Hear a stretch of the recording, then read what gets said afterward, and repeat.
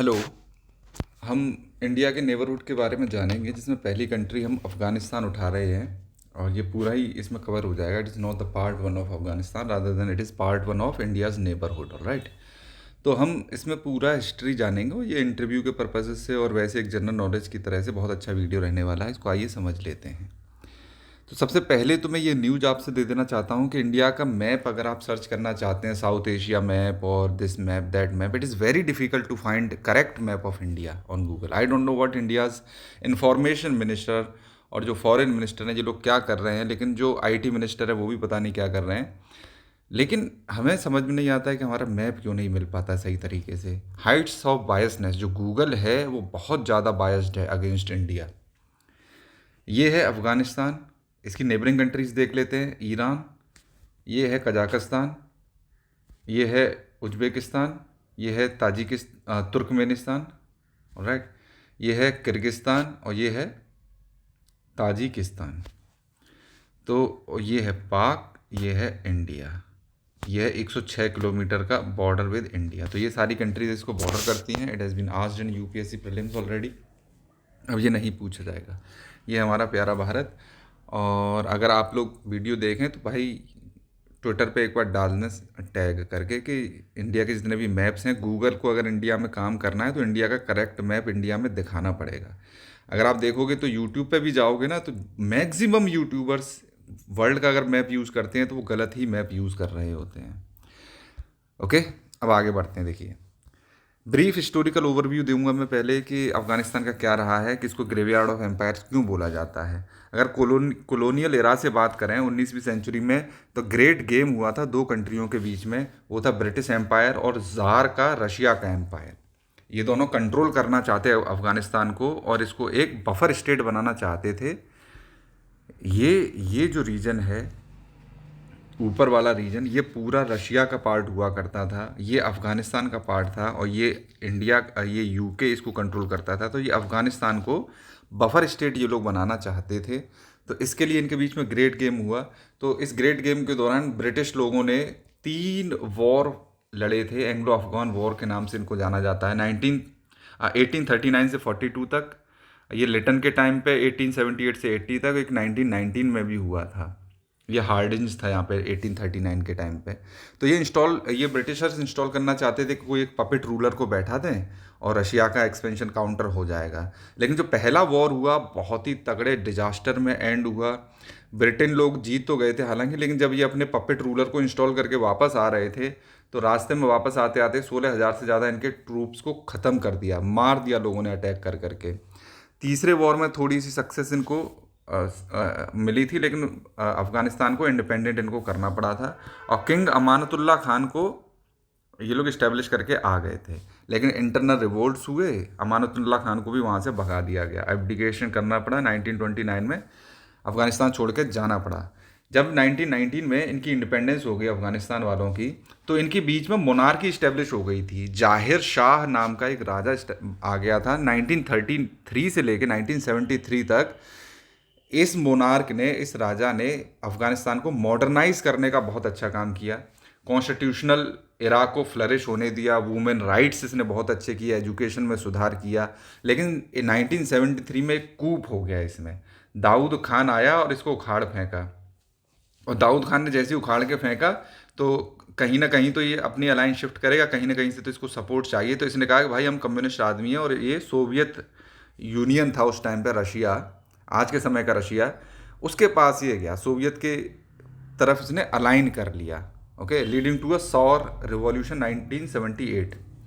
तो रशिया में रिवॉल्यूशन हुआ, तो कम्युनिस्ट लोगों ने अफ़गानिस्तान में पावर सीज कर ली 1973 में ही। और धीरे धीरे करके इन्होंने क्या किया, अनलिश कर दिया पर्जेस। जो भी लोग नफरत करते थे कम्युनिस्ट लोगों से, अफ़गानिस्तान में रहते थे, उनको मारना इन लोगों ने स्टार्ट कर दिया। फिर इंटरनल कॉन्फ्लिक्ट होते रहे ट्राइब्स का, और जो लोकल ट्राइब रह रहे थे अफ़गानिस्तान में, और ये जो दाऊद खान की गवर्नमेंट थी, कम्युनिस्ट गवर्नमेंट थी, इनके बीच में कॉन्फ्लिक्ट्स होने लगे। तो सोवियत यूनियन को इन्वेजन करना पड़ा अपनी कम्युनिस्ट विचारधारा के लोगों को बचाने के लिए। तो सोवियत यूनियन आया था 1979 में इन्वेजन करने के लिए। तो सोवियत यूनियन ने ऑपरेशन स्टॉर्म लॉन्च किया। भाई हम तूफान लेके आ रहे हैं, स्टॉर्म लेके आ रहे हैं। तो 1 लाख इन्होंने अपने लोग ट्रूप्स डिप्लॉय कर दिए थे अपनी इस रिजीम को बचाने के लिए। तो यूएसए ने फिर क्या किया, ऑपरेशन साइक्लोन लॉन्च किया। यूएसए अकेला नहीं गया, यूएसए ने पाकिस्तान को अपने साथ लिया, सऊदी अरेबिया को अपने साथ लिया, और भी अलग कंट्रीज़ को साथ लिया, और इन्होंने डायरेक्टली न लड़के पाकिस्तान के अंतर्गत मुजाहिदीन को पढ़ाना स्टार्ट किया। मुजाहिद को यूज़ किया इन्होंने रशिया से लड़ने के लिए। इसके बाद 10 साल के अंदर ही अंदर रशिया बहुत ज़्यादा वीक हो गया। 1989 में रशिया को 1989 में रशिया को विड्रॉ करना पड़ गया अफगानिस्तान से, और 15,000 लोगों की डेथ हुई। रशिया के 15,000 लोगों की इसमें डेथ हो गई थी। इकोनॉमिकली रशिया बर्बाद हो गया, और मैंने बताया था ये पहला फेलियर था सुपर पावर का। दिसंबर 1991 में, ये 89 में तो वापस चले गए थे, लेकिन 2 ही साल के अंदर दिसंबर 99 में रशिया 15 कंट्रियों में, यूएसएसआर जो है 15 कंट्री में डिवाइड हो गया था। 1990s में चलो ये तो वापस चले गए थे, यूएसएसआर ब्रोक हो गया, यूएसए वाले वापस चले गए, और फिर बोले क्या करें, मुजाहिदीन तो अकेले छोड़ गए, मुजाहिदीन को उनके पास करने के लिए कुछ था नहीं। तो जब अफगानिस्तान में पावर कंट्रोल करने के लिए आपस में लड़ने लगे, जब ये मुजाहिदीन फैक्शंस आपस में लड़ रहे थे, तो एक आदमी था, उसने तालिबान को खड़ा कर दिया। उसका नाम इसमें भी आगे आएगा। तो धीरे धीरे करके तालिबान का राइज हो गया 1994 में, और 1996 तक आते आते इन्होंने आधी से ज़्यादा, मतलब 90% ऑफ द अफगानिस्तान को ये तालिबानी लोग कंट्रोल करने लगे थे। इन्होंने शरिया लॉ को इम्पोज कर दिया। 9/11 अटैक भी इन्हीं के अंतर्गत हुआ। तो 9/11 का अटैक हुआ तो यूएसए ने इस पर इन्वेजन कर दिया और इनको बाहर उठा के फेंक दिया था। ओके, ये सारी कहानियाँ चली हैं। उसके बाद देखते हैं यूएस और नाटो का जैसे ड्रॉ डाउन स्टार्ट हो गया था 2014 के बाद से ही। यूएसए ने कहना शुरू कर दिया था कि हम वापस कर लेंगे, लेकिन 2021 में आके ही यूएसए ने पूरा वापस किया था दोहा अग्रीमेंट के अंतर्गत। तो जैसे ही यूएसए ने वापस किया तो जो तालिबान था उसने तुरंत ही विदिन अ मंथ कैप्चर कर लिया था पूरे के पूरे अफगानिस्तान को, और इस्लामिक एमिरेट्स उसमें इस्टेब्लिश कर दिया था। ओके, और अब 2026 तक आते आते 4 से ज़्यादा साल हो गए तालिबान को रूल करते हुए, और अफगानिस्तान को इस समय वेस्टर्न कंट्रीज ने बहुत आइसोलेट करने की कोशिश की है। कोई इंटरनेशनल रिकॉग्निशन नहीं दिया गया है, लेकिन कुछ कंट्रियों ने रिकॉग्नाइज कर लिया है जिनके अपने अपने इंटरनल इंटरेस्ट हैं। जैसे कि पाकिस्तान ने सबसे पहले भाग के कह रहा मेरे भाई लोगों को हम तुमको रिकॉग्नाइज कर लेते हैं। चाइना ने रिकॉग्नाइज कर लिया है, रशिया ने रिकॉग्नाइज कर लिया, ईरान ने रिकॉग्नाइज कर लिया है। ओके, ये है आइसोलेशन की। और बात करते हैं तो ह्यूमैनिटेरियन क्राइसिस बहुत ज़्यादा है। आधी से ज़्यादा पॉपुलेशन, मतलब लगभग 2.5 करोड़ लोग बहुत ही ज़्यादा ह्यूमैनिटेरियन क्राइसिस में फंसे हुए हैं। इकोनॉमिक कोलैप्स हो रखा है पूरे के पूरे अफगानिस्तान का। इन्हें तालिबान को इकोनॉमी से कोई मतलब नहीं है। इनकी इकोनॉमी जीडीपी श्रिंक हो चुकी 27% 2021 के बाद से देखा जाए।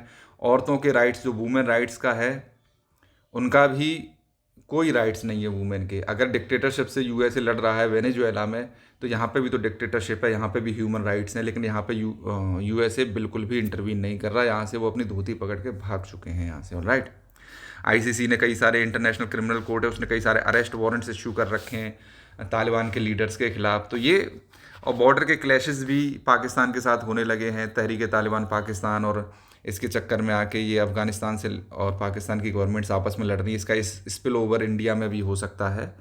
तो ये सारी चीज़ें हैं जो अब तक हैं। ये एक ब्रीफ हिस्टोरिकल मैंने आपको इंट्रोडक्शन दिया है कि किस तरह से क्या क्या हुआ है यहाँ पे। तो कौन कौन से एम्पायर्स थे जिनके कोलैप्स की वजह से अफ़गानिस्तान को ग्रेवयार्ड बोला जाता है। तो 3 बेसिकली ऐसे बड़े बड़े एम्पायर हैं जो कोलैप्स हुए हैं, जिसकी वजह से उसको ग्रेवयार्ड माना जाता है। तो इसको हम समझ लेते हैं। पहला एम्पायर कौन था? ब्रिटिश एम्पायर था। 19th एंड 20th सेंचुरी में ब्रिटिश एम्पायर जो चाहता था रशिया को काउंटर करने के लिए, ये इसको अफ़गानिस्तान को एक बफर स्टेट बनाना चाहते थे। इनके सुपीरियर आर्म्स थे, आर्म्स एंड एमुनेशंस इसके पास बहुत अच्छे थे, अंग्रेज़ों के पास हथियार बहुत अच्छे थे, लेकिन उन्होंने अंडरमाइन किया ट्राइबल यूनिटी को। जो अफगानिस्तान में ट्राइब्स रहती थी बहुत ही यूनाइटेड थी। रादर जो इंडिया की नॉर्थ वेस्ट फ्रंटियर्स में जो राजपूत थे, जो राजपूत की ट्राइब्स वगैरह थी, वो सारे फ्रेगमेंटेड थे, वो आपस में लड़ते रहते थे। अगर वो यूनाइटेड रहते तो अंग्रेज़ कभी नहीं हम पर राज कर पाते। हाउएवर तालिबान और जो अफ़गानिस्तान में जो ट्राइब्स थे बहुत ज़्यादा यूनाइटेड थे और इनकी लॉजिस्टिक सपोर्ट्स बहुत अच्छी थी। मतलब जैसे अंग्रेज़ों को अगर एक जगह से दूसरी जगह जाना है तो उनको टाइम लगता था, लेकिन अगर अफ़गानिस्तान के ट्राइब्स को जाना है तुरंत कूद फांद के जंगलों के थ्रू एक जगह से दूसरी जगह जा पाते थे। इसीलिए ही इन्होंने ब्रिटिश एम्पायर को हरा दिया था। 1842 में जब ये वापस जा रहे थे, पहला युद्ध लड़के सक्सेस हो गए थे, अपने पपेट रूलर को बैठा के जब ये वापस जा रहे थे तो एंटायर आर्मी को मैसेकर कर दिया इन लोगों ने। ट्राइबल लोग थे, रास्ते में जाते जाते पूरी आर्मी को मार दिया। 15 मिलियन पाउंड्स, जो आज के समय में देखा जाए तो बिलियंस डॉलर्स के बराबर हैं, तो 15 मिलियन पाउंड्स उस समय में खर्च हो गए थे इसमें। तो ये फेलियर्स किस वजह से हुआ था?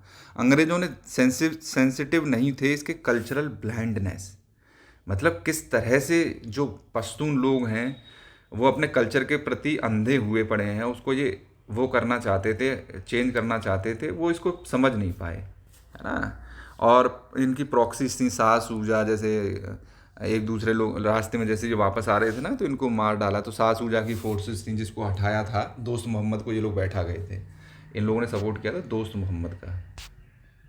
ओके, तो सासूजा ने अपने जो प्रॉक्सी लीडर्स थे, जो इसके दोस्त यार रहे होंगे, उनसे कहा कि अंग्रेज इस रास्ते से वापस जा रहे हैं, तो इसके दोस्त वगैरह रास्ते पर अटैक करते रहे और पूरे 15,000 सोल्जर्स को, 14,000 सोल्जर्स को मार डाला था इन्होंने।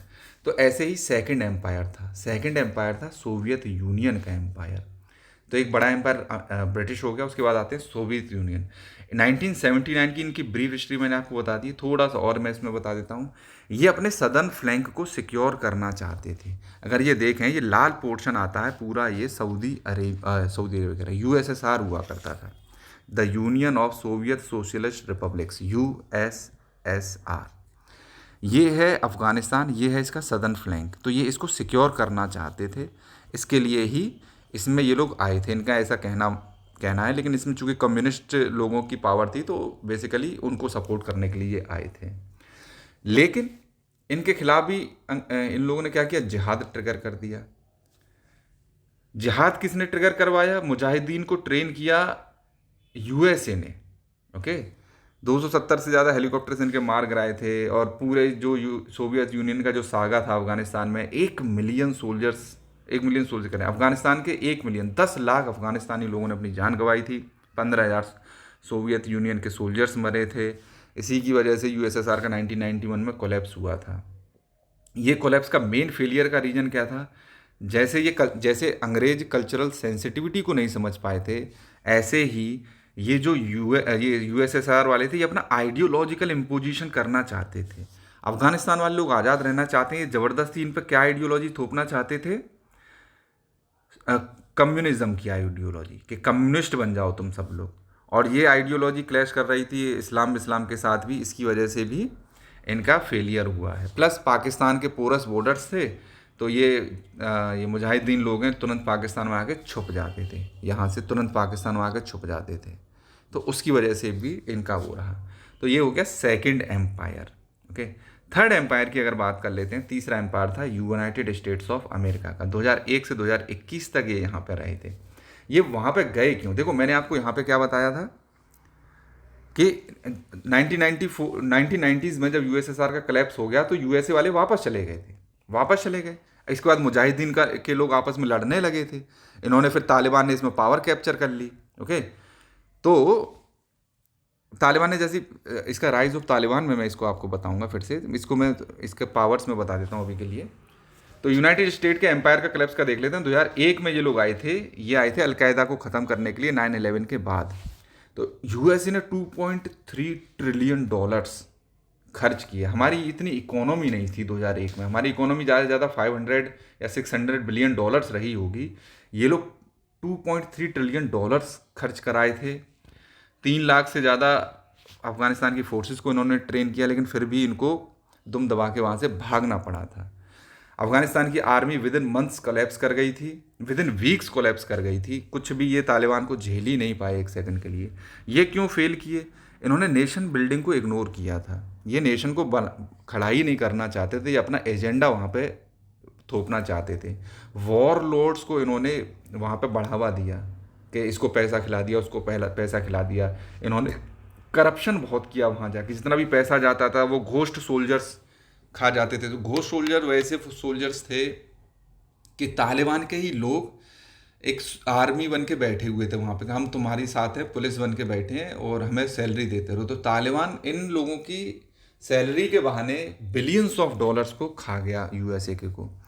प्लस तीसरा नुकसान क्या रहा कि पाकिस्तान ने सेफ हेवन प्रोवाइड किया हक्कानी नेटवर्क्स के थ्रू, है ना। तो इस तरह से दोहा डील के अकॉर्डिंग इनको भी भागना पड़ा था यहाँ से यूनाइटेड स्टेट्स को। तो इन फेलियर्स को अगर देखें तो इनके कुछ कॉमन पिटफॉल्स रहे, मतलब कॉमन रीजंस रहे जिसकी वजह से ये हारे हैं। वो कॉमन रीजंस क्या है कि इन्होंने अंडर एस्टिमेट कर दिया था लोकल एजेंसी को। ये लोकल भावनाओं को, फीलिंग्स को समझ ही नहीं पाए, वो कल्चरल सेंसिटिविटी को नहीं समझ पाए थे अंग्रेज। वो कम्युनिस्ट आइडियोलॉजी को इम्पोज करना चाहते थे, यूएसए करप्शन के थ्रू कंट्रोल करना चाहता था, है ना। ये लोग लॉन्ग वॉर्स को सस्टेन नहीं कर पाए। अमिस्ट डोमेस्टिक फटीग, घरों में भी इनके यहाँ दिक्कत थी, घरों में in the sense home towns में। और इनकी प्रॉक्सी डिपेंडेंसीज थी, मतलब जैसे पाकिस्तान पे डिपेंड कर रहे हैं यूएसए वाले, लेकिन पाकिस्तान डबल साइड से बैटिंग कर रहा था।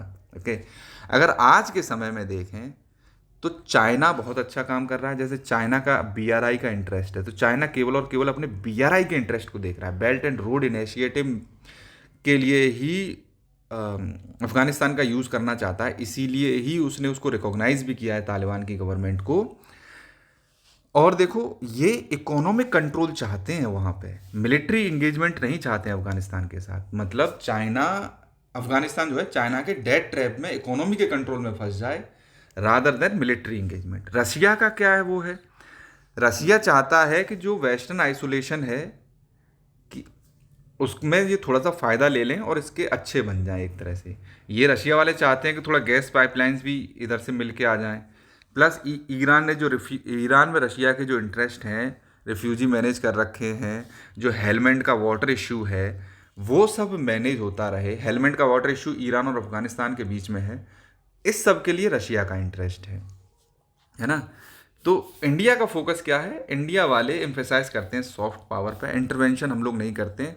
हमारी पॉलिसी रहती है नॉन इंटरवेंशन की, है ना। नॉन इंटरवेंशन हम करके रखते हैं। प्लस हम चाहते हैं पीसफुल को एग्जिस्टेंस में, no interference in internal affairs. All right, अब हम देख लेते हैं origin of rise of Taliban. Taliban का राइज कैसे हुआ। अगर तुमको एक तालिबानी बनाना है तो तुमको क्या करना पड़ेगा, एक मिक्सी लो, ये मिक्सी का कप है, तो इसमें तुम डाल दो किसको, देवबंदी इस्लाम को डाल दो, इसमें डाल दो आप पश्तून लोगों का नेशनलिज्म, और डाल दो वेस्टर्न कंट्री के अगेंस्ट हेट, और चला दो। तो जो खिचड़ी बन के तैयार होगी वो तालिबान बन के तैयार हो जाएगी। नहीं समझे, तो इसके ओरिजिन की बात कर लेते हैं। 1980s में जब ये लोग यूएसए वाले मुजाहिदीन फाइटर्स को तैयार कर रहे थे तो पाकिस्तान के मदरसा लोगों ने इनकी हेल्प करी थी। इन पाकिस्तान के मदरसाज को कौन हेल्प फंड कर रहा था, सऊदी अरेबिया के वहाबी लोग इनको फंड कर रहे थे, वहाबिज़म। और पाकिस्तान की आईएसआई जो यूएसए से पैसा लेके इनको फंड कर रही थी। तो ये मुजाहिदीन फाइटर्स तैयार हो रहे थे। लेकिन 1991 के बाद मैंने आपको बताया कि यूएसएसआर कोलैप्स हो गया, तो यूएसए वाले यहाँ से भाग गए। जैसे ही वो भागे तो पावर वैक्यूम क्रिएट हो गया यहाँ पे अफगानिस्तान में कि क्या करेगा। तो 1992 में सिविल वॉर क्रिएट हो गया वहाँ पे। अफगानिस्तान के मुजाहिदीन लोग आपस में लड़ने लगे कि हमें पावर चाहिए, हमें पावर चाहिए। अब ये आपस में लड़ रहे हैं तो दो लोगों को कोई ना कोई अपॉर्चुनिटी तो मिल ही जाएगी किसी न किसी को। तो वॉर लॉर्ड्स थे, जैसे दस्तुम हो गया और ये हेकम टियार हो गया, ये आपस में लूटते रहे, एक वैक्यूम क्रिएट हो गया। तो एक आदमी था मुल्ला उमार नाम का, इसने कहा कि अब मैं देखता हूँ। मुल्ला उमार ने क्या किया, इसने तालिबान को फाउंडेड कर दिया। बोले मैं तालिबान को इस्टेब्लिश करता हूँ कांधार में 1994 में। और इसने अपनी तरफ से एक मोरल पुलिस इस्टेब्लिश कर दी। जैसे ईरान की मोरल पुलिस है, ये पुलिस है, वो बुर्का पहनवाते हैं लोगों से, जो बुर्का औरतें नहीं पहनती उनको जान से भी मार डालती है ये मोरल पुलिस। तो ये मतलब एक तरह से शरिया लॉ के लिए बनाई जाती है। नाम ये ऐसे रखते हैं कि हम मोरलिटी के लिए पुलिस बना रहे हैं, हम डेमोक्रेसी के लिए कोई ऑर्गेनाइजेशन बना रहे हैं, लेकिन इनके काम क्या रहते हैं, आतंकवादियों वाले रहते हैं। ओके, तो ये मोरल पुलिस फोर्स बनी थी। अब देखो ये क्या काम करेगी। इन्होंने पहले क्या किया, बोले हम तुम्हें प्रॉमिस करते हैं हम अपने देश में ऑर्डर लेके आएंगे। तो ये सारे प्रॉमिस किए, तो अफगानिस्तान के लोगों ने इनका सपोर्ट भी करना शुरू किया। 1996 तक आते आते 90% of Afghanistan was under control of Taliban. ठीक है, पाकिस्तानी आईएसआई हो गई, ये हथियार प्रोवाइड कराते थे, ट्रक्स प्रोवाइड कराते थे, लॉजिस्टिक प्रोवाइड कराते थे। क्वेटा सोरा के रास्ते से होते हुए इन्होंने काबुल को कैप्चर कर लिया था। तो इन्होंने पहला इस्लामिक एमिरेट्स इस्टेब्लिश कर दिया था कहाँ पे, अफगानिस्तान में। ये किया था 1996 में with the help of Pakistan. Okay, अब जैसे ही ये लोग पावर में आ गए थे, इन्होंने अपनी आइडियोलॉजी इम्पोज करना शुरू कर दी। इन्होंने कहा कि हम स्ट्रिक्ट शरिया लगाएंगे, पूरे लोगों पर शरिया इम्पोज कर दिया। हुदुद पनिशमेंट्स दिए, बुर्का इम्पोज कर दी कि बुर्का पहने बिना निकलेंगी नहीं। आज भी औरतों को देखोगे तो वहाँ पे एकदम बुरी तरह से टेंट में दिखती हैं। ये आए, इन्होंने ओपियम को बैन कर दिया, बोले इस्लाम में नशा के लिए कोई जगह नहीं है, हम ओपियम को बैन करते हैं। लेकिन इनकी हिपोक्रेसी यहीं सामने आ जाती है। जैसे ही इन्होंने ओपियम बैन किया तो उसके बाद क्या होता है, इनकी इकोनॉमी ठप होने लगती है। पहले क्यों इकोनॉमी ठप हो रही है, तो बोलते हैं कि हमारा जो 90% एक्सपोर्ट होता है वो हम ओपियम ही तो एक्सपोर्ट करते हैं। तो इन्होंने कहा कि ये इस काम में हम इस्लाम को नहीं मानेंगे। तो कह रहा है कि ओपियम की फिर से पैदावार करो। तो आज के समय में 10,000 से ज़्यादा हेक्टेयर्स में ओपियम का कल्टीवेशन होता है।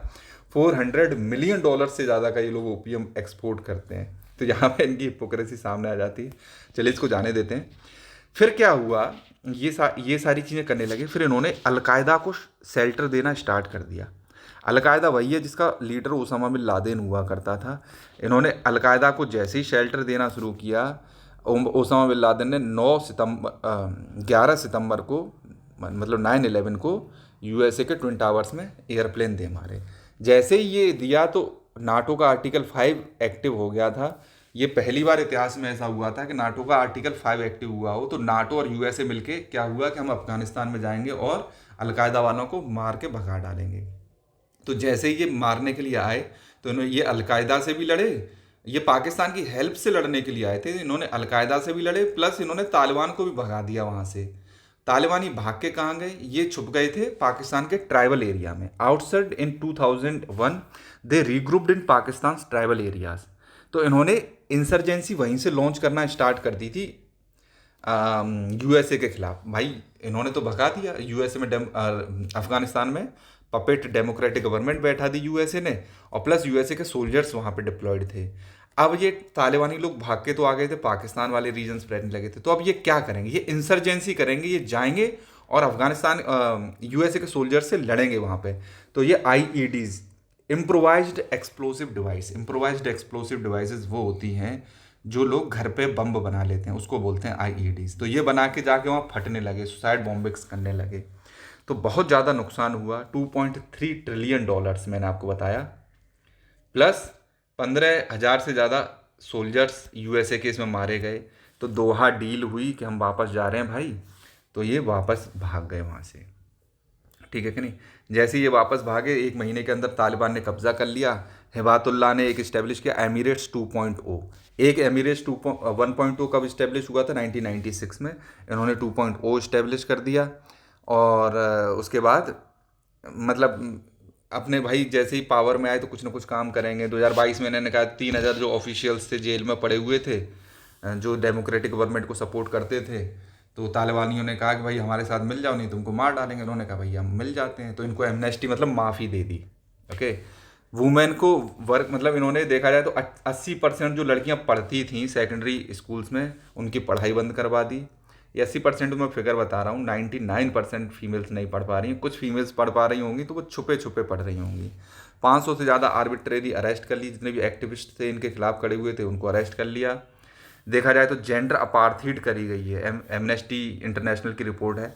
अपार्थीड होता है रेस के बेसिस पे, कलर के बेसिस पे डिस्क्रिमिनेट करना। इस्लाम को फॉलो करने वाले तालिबानी लोगों ने जेंडर अपार्थीड किया। ये जेंडर देख के, मतलब फीमेल जेंडर के खिलाफ इतना इन्होंने भेदभाव किया हुआ है कि ये क्राइम अगेंस्ट ह्यूमैनिटी बन चुका है। ओके, कल्चर्स को इन्होंने इरेज करना स्टार्ट कर दिया। जैसे तालिबान ने पहले ही बुद्धा का स्टैचू तो वही कर दिया, लेकिन और भी कल्चरल सिंबल्स थे उनको इरेज करना, बोले ख़त्म करो, जला के तोड़ के, है ना। जैसे जनवरी 2026 में ही देखें तो 2026 में, आई थिंक 25 में किया था इन्होंने।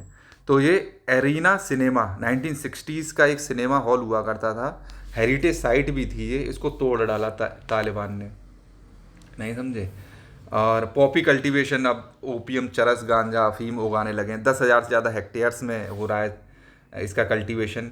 एक्सपोर्ट पे बैन कर रखा है, फिर भी ये 400 मिलियन से ज़्यादा का एक्सपोर्ट कर देते हैं ओपियम को, है ना। डिप्लोमेटिक आइसोलेशंस हैं, ये सारी कहानी हो रही है, ये छोटी मोटी बातें, इनको नहीं डिस्कस करते हैं।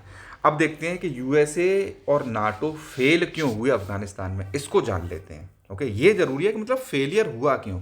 मैंने यूके का बताया, वो कल्चरल को नहीं समझ पाए। यूएसएसआर को बताया कि वो अपनी आइडियोलॉजी इम्पोज करना चाहते थे। अब यूएसए का देख लेते हैं, नाटो वाले क्यों होते। कल्चरली नाटो वाले क्या कर लेके गए थे, अपना सेकुलर ब्लूप्रिंट लेके गए थे कि हम इनको सेकुलर बना डालेंगे। लेकिन 80% अफगानिस्तानी गांव के इलिटरेट थे, है ना। पश्तून लोगों का ऑनर कोड बहुत तगड़ा था, बोले हम किसी चीज़ को मानेंगे नहीं, हम इस्लाम को ही मानेंगे। प्लस ये लोग क्या करते थे, नाटो वाले नाइट रेड्स करते थे, रात में जाते थे गांव गांव में रेड कर देते थे और लोगों को मारते थे, गोलियां मार के चले आते थे। 60% गांव वाले इनके खिलाफ हो गए थे, है ना। तो भी इन सब चीज़ों से क्या हुआ, नाटो को बहुत ज़्यादा नुकसान हुआ। करप्शन बहुत तगड़ा रोल प्ले किया। $19 बिलियन, समझ रहे हो, $20 बिलियन एक तरह से मानो, तो ये 1,80,000 करोड़ रुपए हो गए। तो ये तो घोस्ट पुलिस के नाम पे ही ये लोग सैलरी तालिबान के लोग उठा ले गए थे।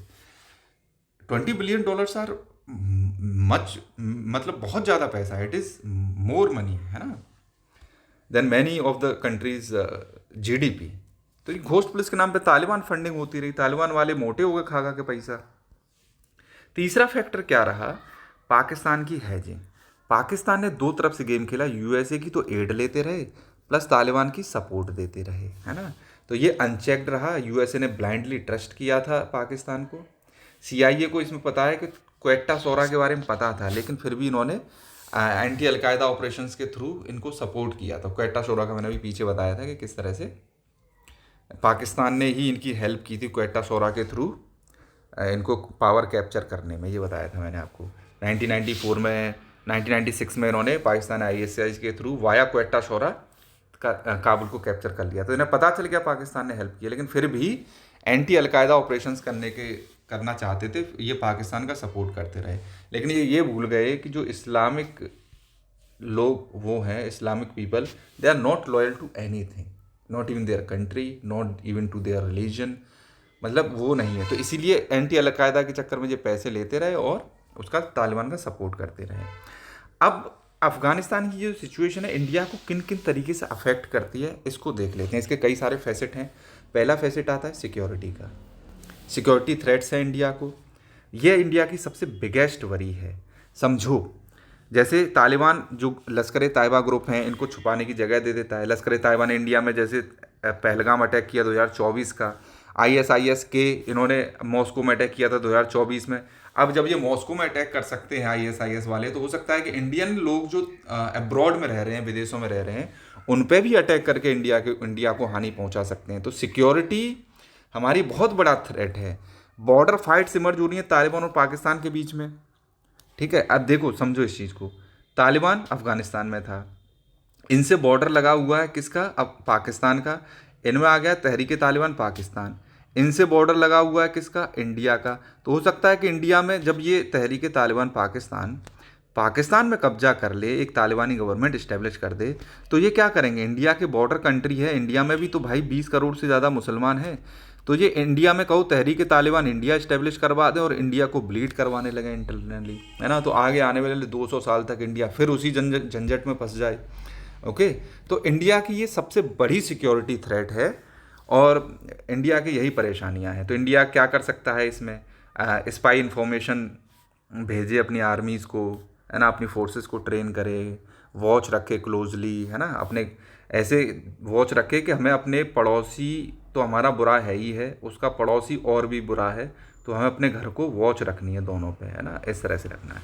प्लस हमारा दूसरा कैसे अफेक्ट करता है इंडिया को ये सिचुएशन, इकोनॉमी के प्रति। इंडिया ने $2 बिलियन से भी ज़्यादा हमने खर्च कर रखे हैं प्रोजेक्ट्स में, जैसे डैम बनवाए हैं, सड़क बनवाई है, हॉस्पिटल बनवाए हैं, स्कूल्स बनवाए हैं ना, ये हमारे फंस चुके हैं वहाँ पे। हमारा ट्रेड जो 100 मिलियन, मतलब बहुत ज़्यादा हुआ करता था, मिलियंस में हुआ करता था, 100 मिलियन पे ही आकर रुक गया 2025 में बिकॉज ऑफ दिस केओस। लेकिन अच्छी न्यूज़ ये है कि इंडिया ईरान के चाबहार पोर्ट को यूज़ करते हुए हम ट्रेड कर रहे हैं। हमने पाकिस्तान को नेगलेक्ट साइड में कर दिया है और फिर भी 500 मिलियन से ज़्यादा के हम अफ़गानिस्तान में फ्रूट्स, नट्स और ये सब भेज चुके हैं। और तापी तुर्कमेनिस्तान अफ़गानिस्तान, पाकिस्तान, इंडिया, ये जो गैस पाइपलाइन का सपना था वो भी आज भी अधूरा है। That is only because of Pakistan. Pakistan वालों को इससे बिलियंस ऑफ डॉलर का फ़ायदा हो सकता है, लेकिन आइडियोलॉजिकल, क्योंकि ये इंडिया से हेट करते हैं, उसके लिए ये अपना बिलियंस ऑफ डॉलर का नुकसान करवाने में तुले हुए हैं, लेकिन इंडिया का फ़ायदा नहीं होने दे सकते। थर्ड हमारे लिए चैलेंज होता है वो डिप्लोमेसी का चैलेंज है। इंडिया ने तालिबान को ऑफिशियली रिकॉग्नाइज नहीं किया है, लेकिन 2025 में हमने धीरे धीरे करके इनसे बातचीत करना शुरू कर दी है।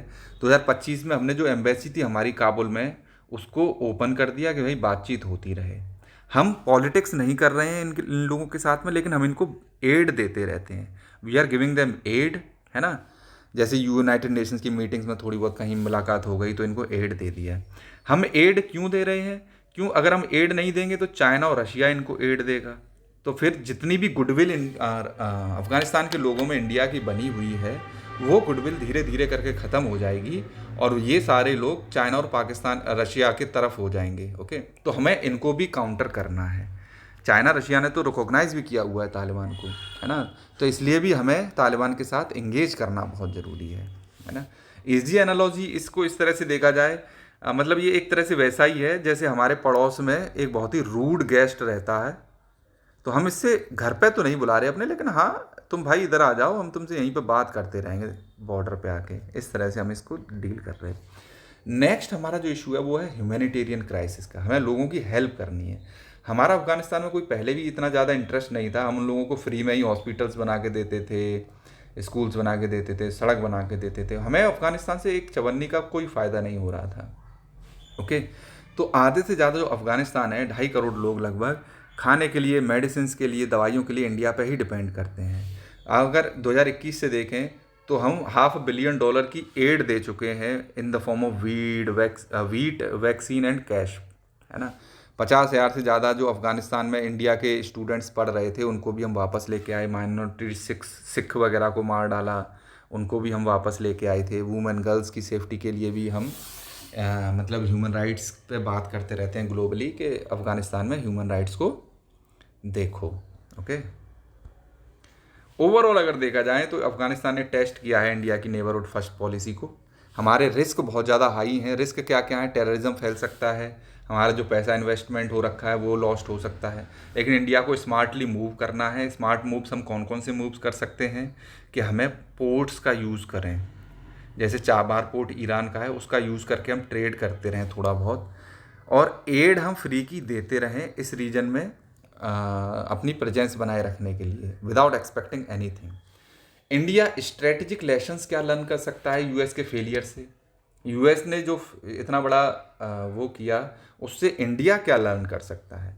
पहला लेसन ये है, do not try to fix everything yourself. ऐसा नहीं है कि अफ़गानिस्तान में कोई भी परेशानी हुई और यूएसए की तरह हम जा रहे हैं, भी सबक सिखा के आते हैं और फिर फंस के रह जाएं वहाँ पे।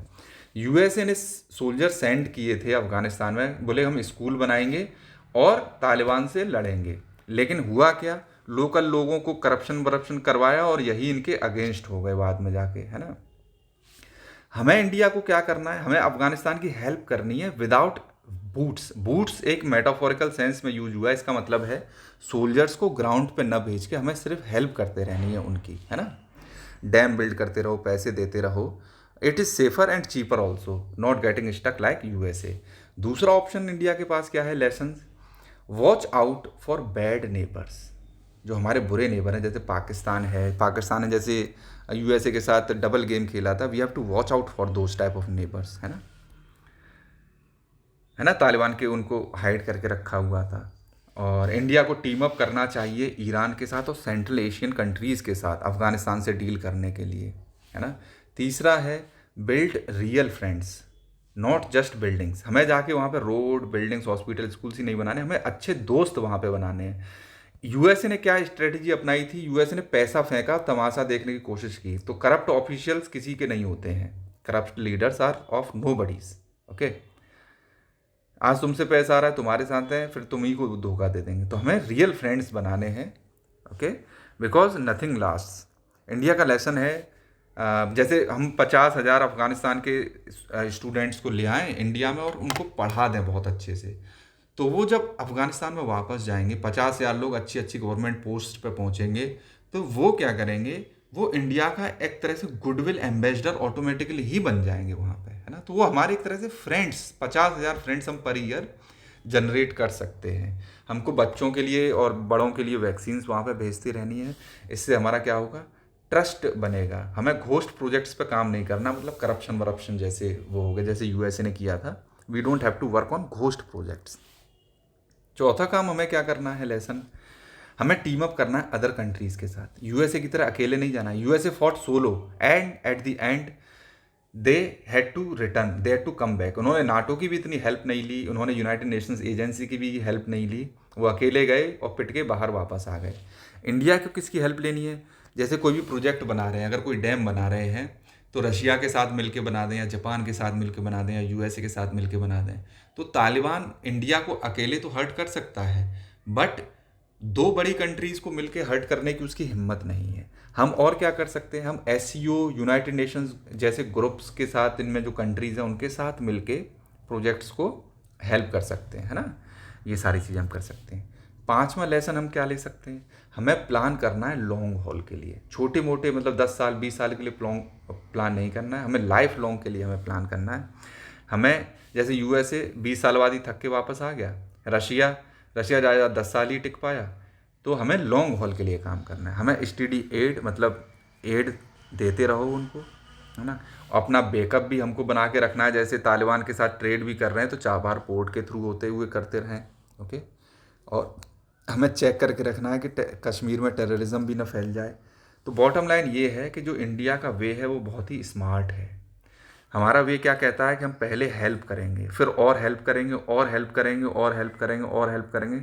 हम जो फाइटिंग है उसको लास्ट के लिए रखते हैं, ठीक है कि नहीं। इससे फ़ायदा क्या होता है, हमारा इंडिया सेफ बना रहता है, हमारे पैसे भी बहुत ज़्यादा बच जाते हैं, और हमको एक गुड गाय की भूमिका मिल जाती है कि हाँ ये बहुत ही अच्छे लोग हैं नेबरहुड इंडिया में। क्लियर है कि नहीं।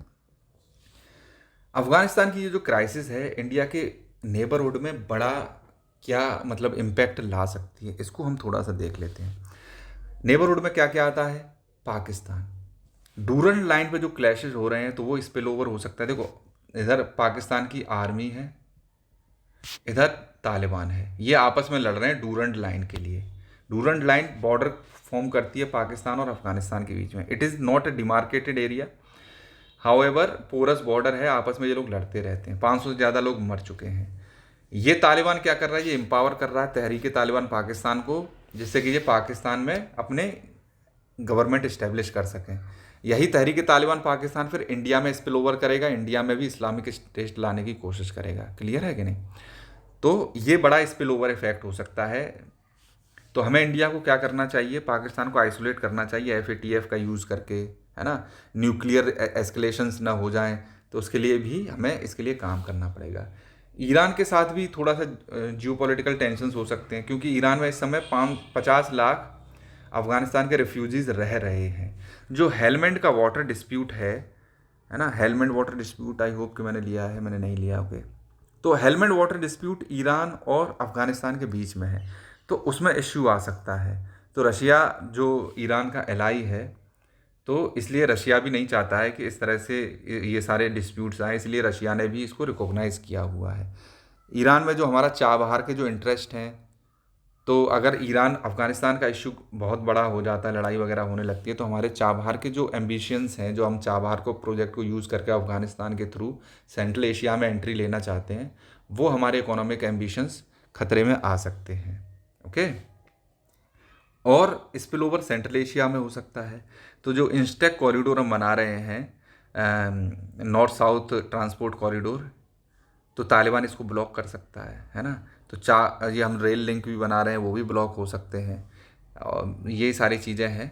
जो उज्बेकिस्तान से के साथ हमने एनर्जी पैक्ट किया था, वो भी खतरे में आ सकता है वाया अफगानिस्तान बॉर्डर। तो इसका ये स्पिल ओवर इफेक्ट हो सकता है इंडिया के वाइडर नेबरहुड में, ओके। तो इंडिया की स्ट्रेटजी क्या रहनी चाहिए इस सब से डील करने के लिए, तो हमारा वही है कि हमको कनेक्टिविटी पे काम करना है चाबहार के थ्रू। सेकंड है, हमको काउंटर टेररिज्म पे काम करना है, हमें रिवाइव करना है हार्ट ऑफ एशिया को। हार्ट ऑफ एशिया क्या है, इट इज़ अन इंस्तानबुल प्रोसेस ये अफ़गानिस्तान में स्टेबिलिटी के लिए 15 कंट्रीज़ का ग्रुप है, ये सारी कंट्रियाँ हैं। तो इसको रिवाइव करो, जिससे कि क्या होगा, अफ़गानिस्तान में टेररिज्म को हम काउंटर कर पाएँ। और हमें क्या करना, सेंट्रल एशियन जो रिपब्लिक्स हैं उनकी फोर्सेस के साथ ट्रेन करके अफ़गानिस्तान को चेक में रखने की कोशिश कर सकते हैं एक तरह से। थर्ड हम क्या कर सकते हैं, इंगेजमेंट करें, टेक्निकल एड दें अफ़गानिस्तान को।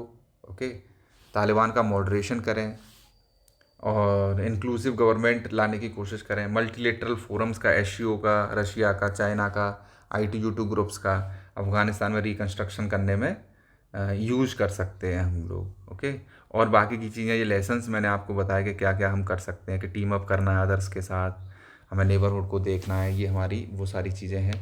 आई होप कि ये आपको समझ में आया होगा। अभी हमने तालिबान के साथ बात करना स्टार्ट कर दिया है। ओके, तो इंडिया का जो नेबरहुड है, आई होप आप समझ पाएंगे, और इंटरव्यू में किसी भी तरह के कोई भी क्वेश्चंस आ सकते हैं तो आप जवाब दे पाएंगे। Thank you.